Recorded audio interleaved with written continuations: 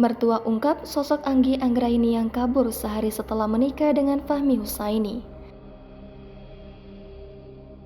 Mertua Anggi Anggraini yang kerap dipanggil Uminci itu mengingat pertemuan putranya dengan wanita yang kabur usai sehari dinikahi.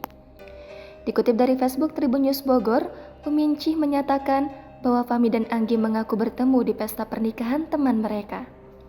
Setelah itu, keduanya berpacaran selama 5 bulan hingga akhirnya Fahmi mengenalkan Anggi kepada ibunya.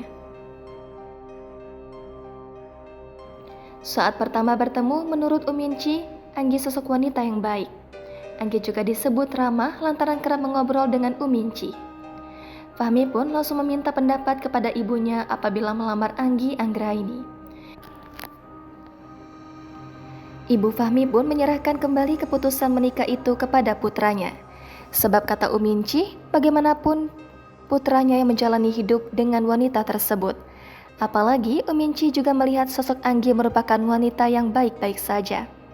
Fahmi kemudian memutuskan melamar Anggi pada 6 Mei lalu dan melangsungkan akad nikah pada 25 Juni. Namun hanya selang sehari yakni 26 Juni, Anggi menghilang dan tidak bisa dihubungi. Setelah 12 hari tak mendapatkan kabar, Anggi ternyata diketahui kabur bersama mantan kekasihnya keluar kota. Jangan lupa subscribe, share, komen, dan like ya!